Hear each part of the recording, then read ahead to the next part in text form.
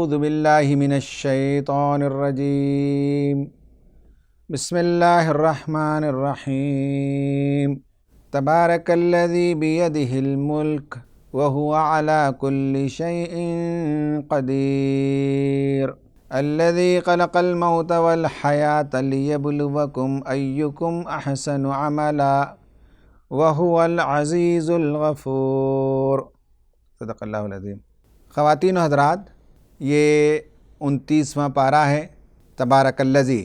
یہ نیا گروپ یہاں سے شروع ہوتا ہے اور یہ 7واں گروپ ہے انذار کا۔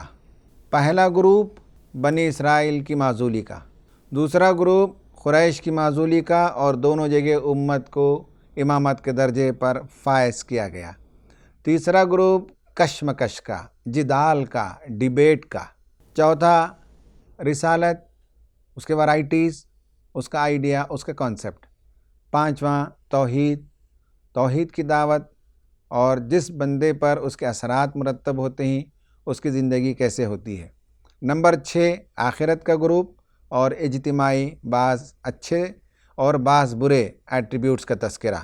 اور 7ویں نمبر پر انذار کہتے ہیں وارننگ کو، ڈرانے کو۔ آپ نے دیکھا ہوگا کہ جہاں ہائی وولٹیج الیکٹریسٹی کا ٹرانسفارمر ہو وہاں لازماً ایک وارننگ سگنل ہوتا ہے کہ احتیاط کریں، یہاں ہاتھ لگائیں گے، غلطی کریں گے تو تمہارا یہ انجام ہوگا۔ ایک کھوپڑی ہوگی اور 2 ہڈیاں ہوں گی۔ جہاں گاڑیاں جاتی ہیں، آگے چل کر کوئی برج نیرو ہو جائے، کوئی پل تنگ ہو جائے تو وہاں وارننگ دے دی جاتی ہے کہ احتیاط سے ڈرائیونگ کریں، کہیں ایسا نہ ہو کہ حدود کو پھلانگیں گے تو سیدھے کھڈ میں گریں گے۔ ٹریفک میں لاریاں جب جاتی ہیں اور کسی انڈر پاس سے گزرنا ہوتا ہے تو وہاں وارننگ سگنل ہے کہ اس کا ہائٹ اتنا ہے، اگر اس سے زیادہ تم نے بوجھ لاد لیا تو اس کے اندر سے گزر نہیں سکتے۔ یہ وارننگ کے سگنلز ہم زندگی میں دیکھتے رہتے ہیں۔ قرآن نے بھی انسانوں کو بتایا کہ بعض کردار، بعض رول، بعض آئیڈیا ایسے ہیں جو تمہارے لیے دنیا میں بھی اللہ تعالیٰ کے غضب کو دعوت دیں گے، اور اس بیہیویئر کے نتیجے میں آخرت میں بھی اللہ تعالیٰ کے ہاں تمہارے لیے رسوائی کا سامان ہوگا اور بہت ہی برا ٹھکانہ ہوگا۔ کئی چیزیں ہیں جسے اللہ نے وارن کیا۔ اب اس پارے کے اندر ہم انشاءاللہ دیکھیں گے کہ کون کون سی وہ چیزیں ہیں جس سے بچنا چاہیے۔ تقریباً اس پارے کے اندر ہم دیکھیں گے 12 صورتیں آتی ہیں۔ پہلی صورت سورہ ملک ہے، جس میں اللہ تبارک و تعالیٰ نے کہا کہ بہت ہی بابرکت ذات ہے جو ساری کائنات کا بادشاہ ہے، ہر چیز پر قدرت رکھتا ہے۔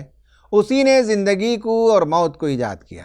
خلق الموت والحیات، اس نے موت کو ایجاد کیا اور زندگی کو ایجاد کیا تاکہ یہ دیکھے کہ کس کی زندگی حسین ہے، کس کے اعمال حسین ہوتے ہیں، کس کا انجام حسین ہوتا ہے۔ یہ دیکھنے کے لیے اللہ تعالیٰ نے اس زندگی کو اور موت کو پیدا کیا۔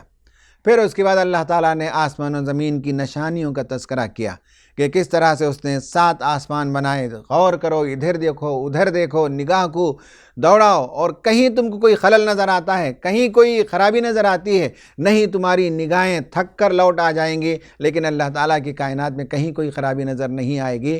تو جس نے اتنی پرفیکٹ کائنات پیدا کی ہو، کیا وہ کوئی عبث کام کرے گا کہ تم جیسے انسانوں کو بے مقصد پیدا کر دے؟ کوئی وجہ نہ ہو، کوئی پرپز نہ ہو؟ نہیں، جب پوری کائنات پرفیکٹ ہے تو اس نے تم کو بھی پیدا کیا ایک پرپز کے لیے، اور اس کے بعد ایک دن آئے گا جس دن تمہارے نامہ اعمال کو پیش کیا جائے گا اور تمہارا حساب کتاب لیا جائے گا۔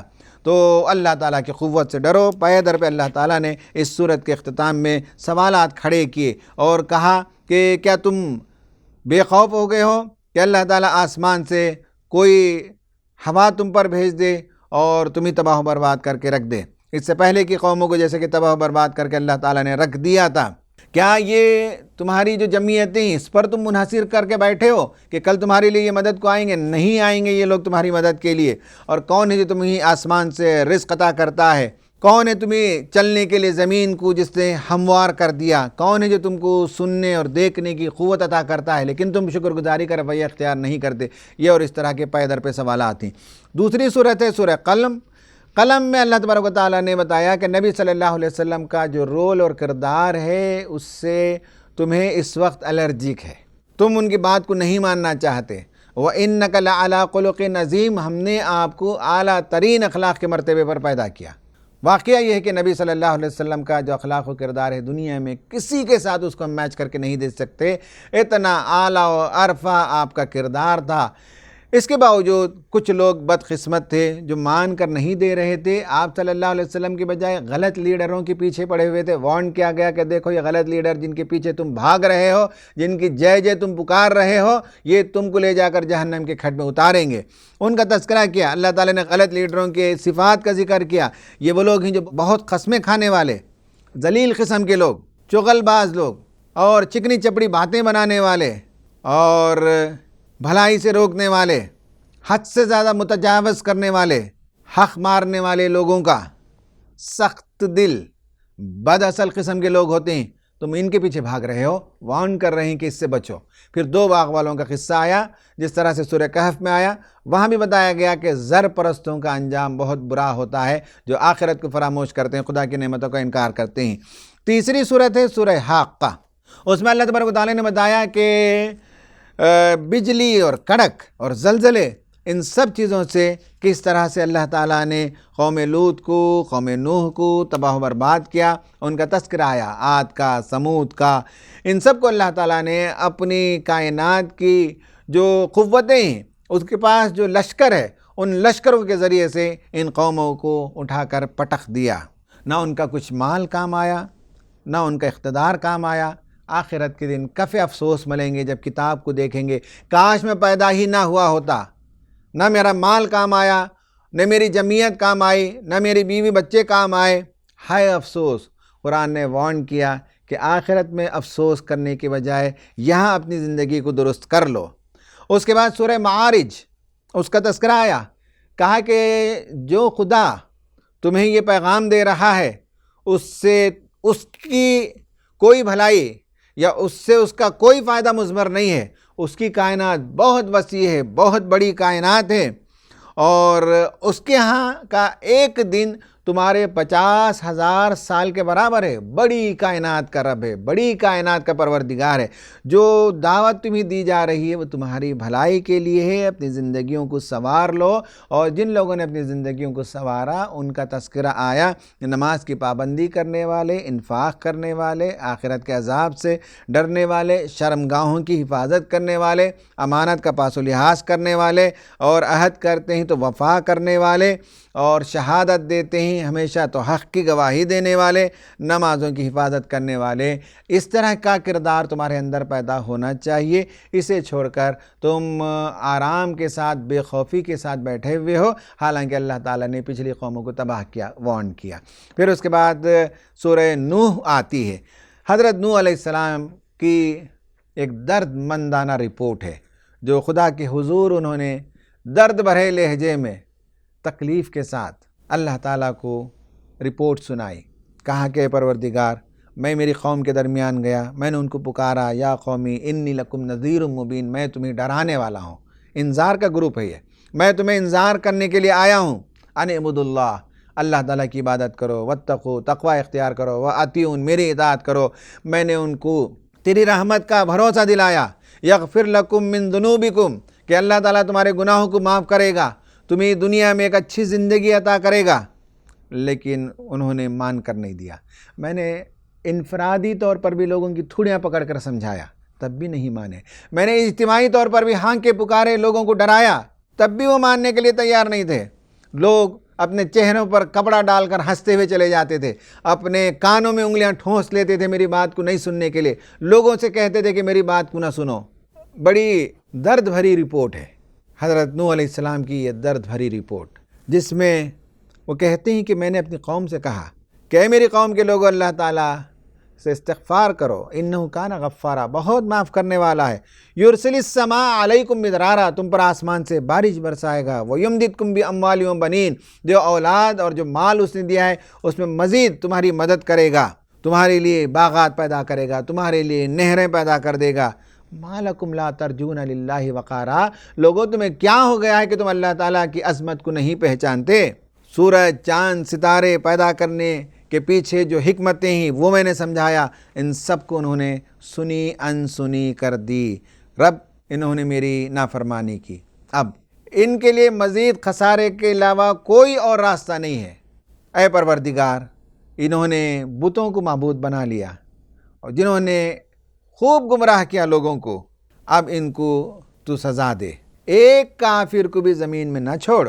ہاں، جو بندے صاحب ایمان ہو کر میری کشتی میں داخل ہو جائیں ان کے لیے دعا ہے کہ تو ان کی مغفرت کر، ان کے بچوں کی بھی، ان کے والدین کی بھی، تمام مومنین اور مومنات، ان سب کے لیے۔ وَلَا تَزِدِ الظَّالِمِينَ إِلَّا تَبَارًا، اور ظالموں کو نقصان کے علاوہ کسی چیز میں اضافہ نہ کر۔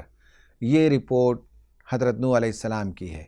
یہ سنا کر لوگوں کو انذار کیا گیا کہ نوح جس طرح سے سمجھاتے رہے، نبی صلی اللہ علیہ وسلم بھی وہی کردار مکے میں تمہارے درمیان ادا کر رہے ہیں، وہی رول وہ پلے کر رہے ہیں، اور اسی درد مندی کے ساتھ تمہیں عذاب جہنم سے اور آخرت کی پکڑ سے اور دنیا کے عذاب سے بچانا چاہتے ہیں۔ لوگوں سنو۔ پھر سورہ جن، جس میں اللہ تعالیٰ نے بتایا کہ نبی صلی اللہ علیہ وسلم کی دعوت کو جنات نے بھی قبول کیا، جنات متاثر ہو گئے۔ سورہ احقاف میں بھی اس کا ذکر ہے اور یہاں بھی اس کا ذکر آتا ہے، اور نبی صلی اللہ علیہ وسلم کو بتایا گیا کہ آپ کی بات اگر یہ شریر لیڈر نہیں مانتے تو نہ مانیں، لیکن ان جنات میں سے جو اچھے لیڈر تھے انہوں نے اسے پسند کیا اور جا کر اپنی قوم کے درمیان انہوں نے تبلیغ کی۔ وہ لیڈرز کہتے ہیں کہ بعض جنات کو چونکہ انسان ان کی پوجا کرتے ہیں، ان سے دوستی کرتے ہیں، ان کے ذریعے سے عملیات کراتے ہیں، اس لیے ان کے گھمنڈ میں اضافہ ہو گیا، خدا کا ڈر باقی نہیں رہا جنات کو۔ یہ جو لیڈر سے جنات کے، انہوں نے اپنی قوم میں جا کر دعوت کا کام کیا، انذار کا کام کیا، ڈرایا اپنی قوم کے لوگوں کو۔ وہ کہتے ہیں کہ آسمان میں زبردست پہرا بٹھا دیا گیا تھا، اور یہ جنات ادھر ادھر آسمان میں اڑنے کی صلاحیت رکھتے ہیں، تو انہیں ایک بار احساس ہوا کہ یا تو اللہ تعالیٰ زمین پر عذاب نازل کرنے کا فیصلہ فرما رہا ہے، یا کوئی بڑا واقعہ رونما ہو رہا ہے جس کے نتیجے میں اتنے پہرے دار بٹھا دیے گئے ہیں۔ بعد میں لکھا مفسرین نے اور سیرت نگاروں نے کہ نبی صلی اللہ علیہ وسلم کی پیدائش کے زمانے میں اللہ تعالیٰ نے آسمان و زمین میں بہت بھاری انتظامات فرما دیے تھے، اور ہر طرف فرشتوں کے تعینات ہو گئے تھے تاکہ جنات جو ہے وہ بیچ میں مداخلت نہ کریں۔ بالخصوص وحی جب آتی تھی تو جنات کو یہ موقع نہیں ملتا تھا کہ وہ سن گن لیں، اس طرح سے اللہ تعالیٰ نے پروٹیکشن عطا فرمایا تھا۔ اس کے بعد سورہ مزمل، جس میں نبی صلی اللہ علیہ وسلم کو بتایا گیا کہ آپ جو انذار کرتے ہیں اس میں جو قوت پیدا ہوتی ہے، زبان میں جو تاثیر پیدا ہوتی ہے، دل کے اندر گداز جو پیدا ہوتا ہے، وہ تہجد کی نماز کی وجہ سے ہے۔ تہجد کی نماز کے لیے اٹھنے کی تعلیم دی گئی۔ نبی صلی اللہ علیہ وسلم ایک معنوں میں اسے فرض سمجھتے تھے اور اس پر مداومت فرماتے تھے۔ صحابہ کرام اور ہمیشہ سے اہل اللہ لوگوں کا یہ طریقہ تھا کہ وہ نماز تہجد کا اہتمام کرتے تھے، جس میں اللہ تعالیٰ کے سامنے کھڑے ہو کر راز و نیاز کرنے کا موقع ملتا، اور قرآن کو ٹہر ٹہر کر پڑھنے کا موقع ملتا، سمجھنے کا موقع ملتا۔ اپنے نفس پر کنٹرول اس وقت حاصل ہوتا ہے جب بندہ رات کی میٹھی نیند کو تج کر کے جائے نماز پر کھڑا ہو جاتا ہے، تو اس کی تعلیم دی گئی۔ اس کے بعد سورہ مدثر، اس میں اللہ تبارک و تعالیٰ نے نبی صلی اللہ علیہ وسلم کو بتایا کہ یا ایھا المدثر قم فانذر، اے نبی صلی اللہ علیہ وسلم چادر اوڑھ کر جو رکھتے تھے، آپ صلی اللہ علیہ وسلم چادر لپیٹے ہوئے تھے، متفکر ہوتے تھے۔ جب آدمی کبھی غمزدہ ہوتا، متفکر ہوتا، اپنی سوچ میں محو ہوتا، تو اپنی چادر کو لپیٹ کر اسی میں بیٹھا رہتا۔ تو رسول اللہ سے کہا گیا کہ آپ اٹھیے اور لوگوں کو انذار کیجئے، قم فانذر، لوگوں کو ڈرائیے، لوگوں کو انذار کیجئے، لوگوں کو وارن کیجئے۔ ان کی زندگی، ان کے طور طریقے، ان کے ایٹیٹیوڈ، ان کے بیہیویئر اور دنیا جس کی حقیقت کو نہیں سمجھنے کے نتیجے میں وہ ظلم اور تعدی پر جو اتر آئے ہیں ان سے بچائیے، لوگوں کو وارن کیجیے۔ رسول صلی اللہ علیہ وسلم سے کہا گیا کہ آپ اللہ تعالیٰ کی کبریائی بیان کیجیے، اپنے کپڑے پاک رکھیے اور جھوٹ سے دور رہیے۔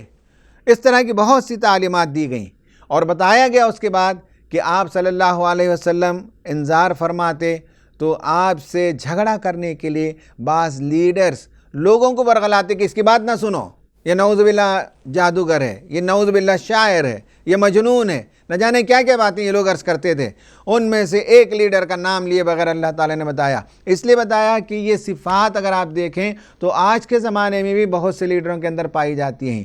ان میں سے بتایا کہ یہ غلط لیڈر وہ ہیں جن کے بارے میں اللہ نے کہا تم مجھے چھوڑ دو، میں ان سے نمٹنے کے لیے کافی ہوں۔ ان کا اصل مسئلہ جس کے نتیجے میں انہیں غرور اور تکبر پیدا ہوا ہے وہ یہ ہے کہ میں نے انہیں خوشحال رکھا ہے، انہیں تنگی نہیں آئی ہے، مال و دولت کی انہیں فراوانی ہے، یہ تاجر پیشہ ہیں، یہ دولت مند ہیں، یہ صاحب ثروت ہیں، جس کے نتیجے میں ان کا غرور بڑھ گیا ہے۔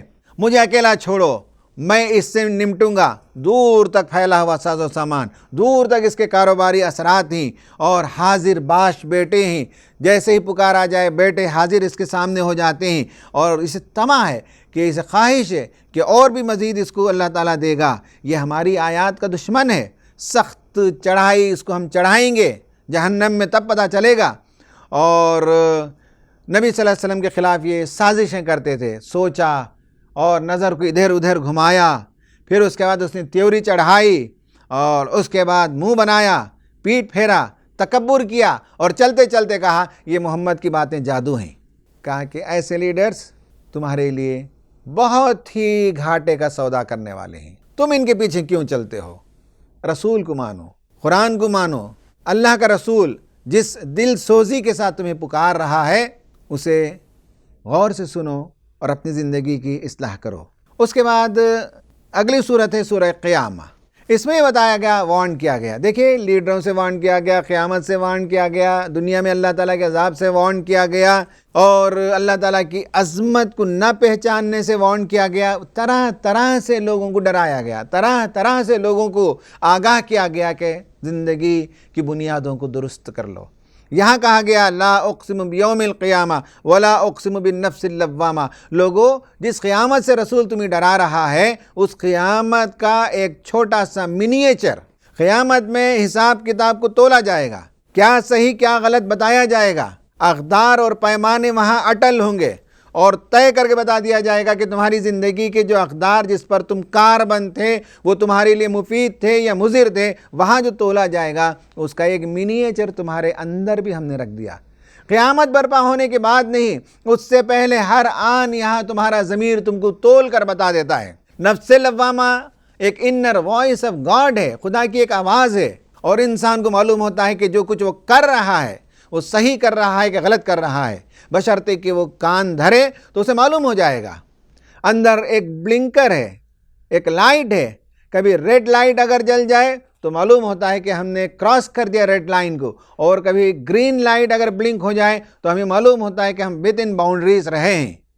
یہ اندر کا جو بلنکر ہے، یہ اندر کا جو انر وائس آف گاڈ ہے، یہ اندر کا جو دوست ہے جو ہمارے اعمال کو، اقدار کو، ویلیوز کو تول کر بتا دیتا ہے۔ کہا کہ اس کی قسم ایحسب الانسان ان لن نجمع عظامہ، کیا انسان یہ سمجھتا ہے کہ ہم اس کے ہڈیوں کو جمع نہیں کریں گے؟ بلا قادرین علی ان نسوی بنانا، پور کو انسان کے سب ٹھیک کر دیں گے، سب جمع کر دیں گے ہم انسان کو۔ انسان چاہتا ہے کہ برائیاں کرے، انسان کہتا ہے کہ قیامت کب آنے والی ہے؟ اللہ نے کہا جس دن دیدے پتھرا جائیں گے، چاند دھنس جائے گا، چاند اور سورج کو جمع کر دیا جائے گا، اس دن انسان کہے گا اب کہاں بھاگ کر جاؤں، کہیں بھاگ کر نہیں جا سکتے، اس وقت سیدھے تمہارے رب کے پاس ہی جا کر ٹھہرنا ہوگا۔ اس کے بعد اللہ تعالیٰ نے وارن کرتے ہوئے ایک بہت خاص نکتہ بتایا، بل الانسان علی نفسہ بصیرہ ولو القی معاذیرہ، وہ اپنے غلط کاموں کے لیے کتنے ہی ہیلے بہانے تلاش کیوں نہ کر لے، لیکن واقعہ یہ ہے کہ انسان اپنے آپ کو بہتر جانتا ہے۔ میں جتنا اپنے آپ کو جانتا ہوں دنیا میں کوئی مجھے ویسا نہیں جان سکتا، اس لیے میں کسی کے ساتھ 24 گھنٹے رہتا ہی نہیں۔ میرے والدین اگر میرے بارے میں جانتے ہو تو اس وقت تک جانتے تھے جب ان کے درمیان رہا. میری بیوی اگر میرے بارے میں جانتی ہے تو اس وقت جب میں گھر پہنچوں. میرے بچے اس وقت تک مجھے جانتے ہوں گے جب تک وہ میرے گھر میں رہیں. تو ہر انسان 24 گھنٹے کسی کے سامنے نہیں رہتا سوائے اپنی ذات کے. تو میں اپنے آپ کو بہتر جانتا ہوں. قرآن نے کہا ہر انسان اپنے آپ کو بہتر جانتا ہے. بل الانسان علی نفسہ بصیرہ، بڑی بصیرت کی نگاہ سے وہ جانتا ہے.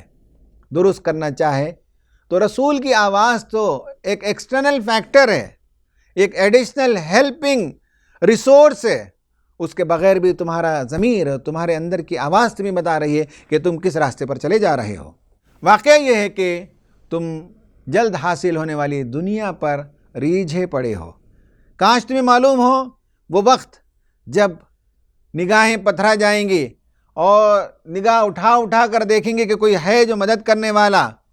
اس وقت جان کنی کا عالم ہوگا اور جان آ کر حلق میں اٹک جائے گی اور غرغراہٹ شروع ہو جائے گی. کلا اذا بلغت التراقیہ وقیل من راق. ہے کوئی جھاڑ پھونک کرنے والا؟ بلاؤ ڈاکٹر کو، بلاؤ حکیم صاحب کو. نبض دیکھو، ناڑی دیکھو، پانی ڈالو، دوا ڈالو. یہ سب اس وقت کرنے لگیں گے اور پنڈلی سے پنڈلی جڑ جائے گی. جب میت کو سلا دیتے ہیں تو پنڈلی سے پنڈلی جوڑ کر، پیر سے پیر جوڑ کر باندھ دیا جاتا ہے.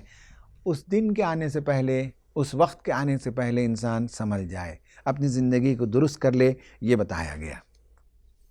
اس کے بعد اگلی صورت میں بہت شاندار طریقے سے بتایا گیا کہ جس آخرت کی تیاری کرنی ہے وہاں اللہ تعالیٰ کی نعمتیں ایسی ہیں جس تک نہ تمہارا وہم و گمان گیا، نہ تمہارے تصور و خیال کی دنیا میں اس کا کوئی خاکہ آیا، نہ تم نے ایسا کبھی خواب میں دیکھا. ایسی شاندار جنتیں، گلزار، نعمتوں بھری جنتیں، گھنے گھنے باغات، شراب کی مجلسیں، بیوی بچوں کے ساتھ عیش، بہترین کپڑے، ہاتھ میں کنگن، کیا کیا نعمتیں ہوں گی اس کا تذکرہ فرمایا. اور سورہ دہر میں اللہ تبارک و تعالیٰ نے بتایا کہ کیا انسان پر کوئی ایسا وقت بھی گزرا ہے جب وہ کوئی قابل ذکر چیز ہی نہیں تھا. ہر انسان دیکھیے اس کا ذکر زیادہ سے زیادہ 100 سال کا اسپین ہے. انسان کی عمر اگر مان لیں 50 سال ہے تو 50 سال پہلے وہ کوئی قابل ذکر چیز نہیں. پر 70-80 سال میں مرے گا تو 70-80 سال تک لوگ اسے نام سے جانتے ہیں، اس کے کام سے جانتے ہیں. اس کے مرنے کے بعد اس کے بیٹے پوتے یاد کریں گے ہمارے ابا ایسے تھے، ہمارے دادا ایسے تھے. 100-125 سال سے زیادہ اس کی کوئی بساط ہی نہیں ہے، جبکہ دنیا 4.5 بلین سال سے موجود ہے. تو تمہارا جو ٹائم سکیل ہے وہ ایک ڈاٹ کے برابر نہیں ہے. اگر ٹائم سکیل کو ڈرا کر دیا جائے دنیا کے تو اس میں انسان کی یہ حیثیت ہے، یہ بساط ہے. اور پھر بھی اپنے آپ کو بہت بڑی چیز سمجھتا ہے انسان. الا یہ کہ چند اللہ کے بندے ہیں جن کا نام ہزاروں برس تک زندہ رہ جاتا ہے. عام طور پر انسان پر ایسا ہی وقت گزرا جب وہ کچھ نہیں تھا، پھر اللہ تعالیٰ نے اسے اچھلتے کودتے پانی سے پیدا کیا، مختلف مرحلوں سے گزارا. لیکن جب دنیا میں آ گیا، اللہ نے راستہ دکھا دیا تو رسول کے خلاف وہ کرخت زبان میں بات کرنے والا، اینٹنے والا، اکڑنے والا بن گیا. ہم ان کے لیے جہنم میں پھینکیں گے.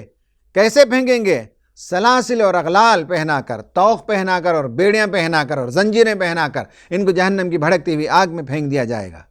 وارن کیا گیا کہ تمہاری یہ حیثیت ہے، تمہاری یہ بساط ہے، سمجھو. اس کے بعد اللہ تبارک و تعالیٰ نے جنتیوں کو جو انعامات ملیں گے ان میں سے خاص انعام شراب کی محفل، اس کا تذکرہ کیا اور 3 الگ الگ منظر پیش کیے. ایک منظر یہ ہے کہ پرائیویٹ آدمی اپنے آؤٹ ہاؤس میں، اپنے گارڈن میں بیٹھ کر شراب پی رہا ہے. وہ کون سی شراب ہے، اس کی کیا خصوصیات ہیں، اس کا ذکر اللہ تعالیٰ نے فرمایا. اور اس کے بعد دوسری جو جنت ہے، ایک اور کیٹیگری جہاں اپنے گھر سے، اپنے محل سے باہر آدمی جائے گا اور آؤٹنگ کرے گا، جہاں اس کے لیے سرو کیا جائے گا. تو سروس کے لیے لوگ دوڑ رہے ہوں گے، نوجوان بچے ہوں گے، ان کے لیے بہترین کراکریز ہیں، ان کے لیے کھانے پینے کی چیزیں ہیں. ان کے شوق اور ذوق اور ان کے اندرونی تقاضے کے مطابق ان کے پیمانے بھرے جائیں گے. جسے کم پینا ہو اسے کم بھرا جائے گا، جسے زیادہ پینا ہو اسے زیادہ بھرا جائے گا. یہ دوسری قسم کی شراب ہوگی جو لوگوں کو وہاں دی جائے گی. پہلی شراب کافور ہے، دوسری جو شراب ہے اس کا نام ہے شرابن زنجبیلا، جس میں سونٹ کی آمیزش ہے۔ اور اس کے بعد تمام بندگان مومنین آدم علیہ السلام سے لے کر نبی صلی اللہ علیہ وسلم تک ایمان لانے والے ایک دن جنت میں جمع ہوں گے، ہفتے میں ایک مرتبہ، اور تمنا کریں گے جب جنت سے نکلیں گے وہ ایک اسپیشل جنت، تو پھر اگلے ہفتے کا انتظار ہوگا۔ حضرات، یہ سب ہمیں سمجھانے کے لیے کہا جا رہا ہے۔ دن، اس کی پیمائش الگ الگ ہے۔ اس زمین کا جو ایک دن ہے وہ پلوٹو میں اگر چلے جائیں گے تو وہ الگ ہے۔ پلوٹو کا ایک دن ہمارے 247 سال کے برابر ہے۔ تو یہ تو ٹائم اسکیل ہے، یہ ریلیٹیو ہے۔ یہ سمجھانے کے لیے نبی صلی اللہ علیہ وسلم نے ہم کو بتایا کہ جب نکلیں گے اللہ تعالیٰ کے اس مخصوص جنت سے تو اگلے ہفتے کا انتظار کریں گے۔ یہ وہ جنت ہے جہاں رب ذوالجلال والاکرام کا اور اس کی ہستی کا نظارہ کریں گے۔ وہاں اللہ تعالیٰ کا دیدار نصیب ہوگا، اور وہاں پارٹی ہوگی، اسپیشل پارٹی شرابن طہورا کی، شرابن کافورا، شرابن زنجبیلا، شرابن طہورا کی مجلس ہوگی، اور وہاں بندہ مومنین بہت عیش کریں گے، بہت خوش رہیں گے، اللہ کی نعمتوں سے سرفراز ہوں گے۔ چونکہ موت کے بعد آنے والی زندگی کے لیے انہوں نے توشہ تیار کیا تھا، اعمال صالح کیے تھے۔ جب یہ مجلس، آخری مجلس سجے گی اور اختتامی کلمات ہوں گے، تو اس اختتامی کلمات میں کہا جائے گا کہ ان ھذا کان لکم جزاء وکان سعیکم مشکورا۔ لوگوں، یہ جو جنت کی نعمتیں تمہیں دی جا رہی ہیں، یہ تمہارے کاموں کو جسے اللہ تعالیٰ نے مشکور ٹھہرایا، جسے اللہ تعالیٰ نے قبول کیا، اس کے نتیجے میں یہ جزا ہے۔ حالانکہ ہمارے اعمال کی کوئی قدر و قیمت نہیں ہے، اللہ تعالیٰ اپنی رحمت سے ہمیں بھیجے گا جنت میں، لیکن بندوں کا دل رکھنے کے لیے کہے گا کہ یہ جنت تمہارے اعمال کے بدلے میں دی جا رہی ہے۔ لیکن تمہارا حال یہ ہے کہ جلد حاصل ہونے والے نفع کے پیچھے پڑتے ہو، اور ایک ثقیل دن، ایک وزندار دن، ایک بھاری دن، جو شدید دن ہے، اس سے تم روگردانی اختیار کرتے ہو۔ ان ھذہ تذکرہ، یہ یاد دہانی ہے، لوگوں یاد دہانی قبول کرو۔ دیکھیے حضرات، کیسے کیسے طریقے سے انذار کیا گیا، لوگوں کو ڈرایا گیا۔ پھر آخر میں صورت آتی ہے سورہ مرسلات، جس میں بتایا کہ ہواؤں کا جو تذکرہ ہے، اور ہواؤں کے نتیجے میں اللہ تعالیٰ نے قوموں کو کیسے اٹھا کر پٹخ دیا، اس کا ذکر فرمایا۔ تیز چلنے والی ہوا، آہستہ چلنے والی ہوا، اور بادلوں کو پھاڑنے والی ہوا، اور اللہ تعالیٰ کو یاد دلا دینے والی ہوا، ان سب ہواؤں کا تذکرہ کیا کرنے کے بعد اللہ تعالیٰ نے اس صورت کے اختتام میں بتایا کہ جنت اور جہنم دونوں کے مناظر پیش کیے۔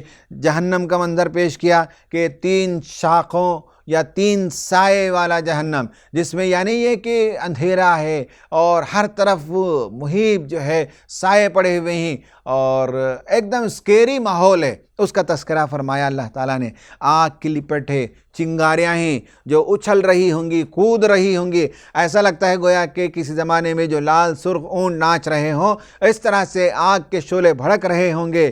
چنگاریاں جہنم باہر پھینک پھینک کر لوگوں کو جو ہے گھبرا رہی ہے، اور ایسے میں لوگ دیکھ کر ششدر ہیں، خاموش ہیں، کچھ بول نہیں پا رہے ہیں۔ اس دن کے آنے سے پہلے اپنی زندگی کو درست کرنا ہے، اور جنت کا سایہ اور جنت کے چشمے، جنت کے پھل اور پھول، جنت کی نعمتیں، اس کا بھی اللہ تعالیٰ نے تذکرہ فرمایا۔ اس پر یہ صورت، اس پر یہ پارہ دونوں ختم ہوتے ہیں۔ حضرات، آپ دیکھیں گے کہ اس پارے کے اندر زندگی اور موت، اس کا فلسفہ اور اللہ نے اسے کیوں ایجاد کیا، اس پر بات ہوئی ہے۔ پھر اللہ تعالیٰ نے بتایا کہ تمہارے لیے نبی صلی اللہ علیہ وسلم اسوہ ہیں، اور جنتیوں کا کردار بتایا، نبی صلی اللہ علیہ وسلم کا کردار بتایا، ان کے صفات کو اللہ تعالیٰ نے گن کر بتایا، سورہ معارج میں بھی گن کر بتایا اور سورتوں میں بھی۔ پھر اس کے بعد یہ بتایا کہ جنات کے لیڈروں میں تڑپ پائی جاتی تھی، حضرت نوح علیہ السلام کے اندر تڑپ پائی جاتی تھی۔ آج نبی صلی اللہ علیہ وسلم تمہیں بلا رہے ہیں۔ حضرات، ہماری بھی یہ ذمہ داری ہے کہ ہمارے اندر یہ سوچ پیدا ہو، گداز پیدا ہو، ہم لوگوں کو وارن کریں، لوگوں کو بتائیں کہ جو اس وقت جس پر دنیا کھڑی ہوئی ہے، جس نظام پر، جس فلسفے پر، جس رویے پر لوگ چلے جا رہے ہیں، یہ بہت ہی گھاٹے کا سودا ہے، یہ کھڈ میں جا کر گرنے کے برابر ہے، یہ انتہائی تباہ کن راستہ ہے جو لوگوں نے اپنایا ہے۔ دل سوزی کے ساتھ لوگوں کو پکارنے اور بچانے کی ضرورت ہے۔ جس طرح رسول صلی اللہ علیہ وسلم لوگوں کی کمریں پکڑ پکڑ کر نارے جہنم سے بچاتے تھے، ہمارے اندر بھی یہ گداز پیدا ہو کہ ہم لوگوں کی کمر پکڑ کر لوگوں کو بچائیں ان کے غلط رویوں سے۔ پھر غلط لیڈروں کا تذکرہ آیا اور وارن کیا کہ دنیا میں جو تباہی آتی ہے اور مچائی جاتی ہے اس میں غلط لیڈروں کا بہت بڑا رول ہوتا ہے۔ وہ غرور، وہ تکبر، وہ فرعونیت، جس کے نتیجے میں وہ قوموں کو برباد کر دیتے ہیں، جنگوں میں جھلسا دیتے ہیں اور بعض قوموں کو تنگ کر دیتے ہیں، اذیت میں مبتلا کر دیتے ہیں۔ ان لیڈروں کو بھی وارن کیا گیا۔ پھر بتایا گیا کہ اللہ تعالیٰ سے مضبوط تعلق اور تہجد سے تقویت پیدا ہوتی ہے، روحانی قوت ملتی ہے، انر انرجی ملتی ہے۔ مومنین کو یہ پیدا کرنا چاہیے۔ پھر جہنم کے بھی مناظر آئے، جنت کے بھی بہترین خوشنما مناظر آئے، تاکہ عمل کرنے کے لیے ترغیب پیدا ہو اور بچنے کے لیے وارننگ ہو۔ جہنم کی آگ سے بچنے کے لیے کچھ مناظر جو بتائے گئے اس سے انسان ڈرے، اور جنت کے بارے میں جو مناظر پیش کیے گئے اس کی طرف ترغیب پا کر، موٹیویشن پا کر انسان اپنے اعمال کو ٹھیک کرے، درست کرے۔ اللہ تعالیٰ سے دعا ہے کہ اللہ تبارک و تعالیٰ ہمیں بھی اپنے انجام کو بہتر سے بہتر بنانے کی توفیق عطا فرمائے اور زندگی کو درست بنیادوں پر قائم کرنے کی توفیق عطا فرمائے۔ آمین وآخر دعوانا ان الحمدللہ رب العالمین۔ حضرات، اس پر 29واں پارہ ختم ہوا۔ کل 30واں پارہ اس کا خلاصہ بیان کیا جائے گا۔ کل آخری سیشن ہوگا، اور کل کا جو سیشن ہے وہ 30 منٹس کے بجائے 45 منٹس کا ہوگا۔